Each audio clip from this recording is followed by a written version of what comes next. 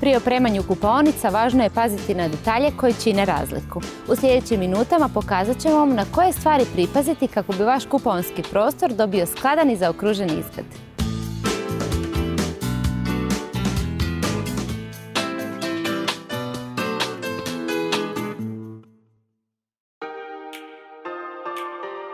Pri opremanju kupaonice najviše pozornosti posvećuje se odabiru keramike i sanitarija. Danas ćemo vam pokazati koliko je važno posvetiti se i odabiru detalja kao što su tuš kanalice i WC tipkala.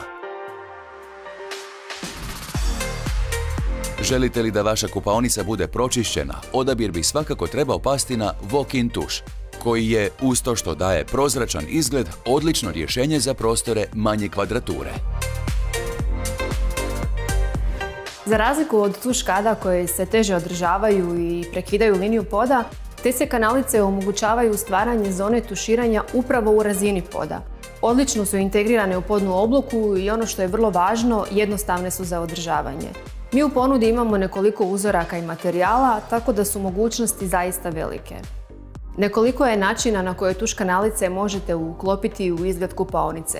Možete ih povezati sa odabranim detaljima ili sanitarijama ili ih tako integrirati da budu gotovo neprimjetne u prostoru.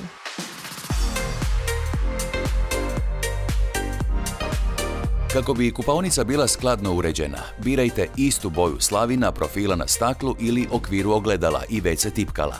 TC u ponudi ima razne modele koji će vam omogućiti da priču zaokružite do posljednjeg detalja.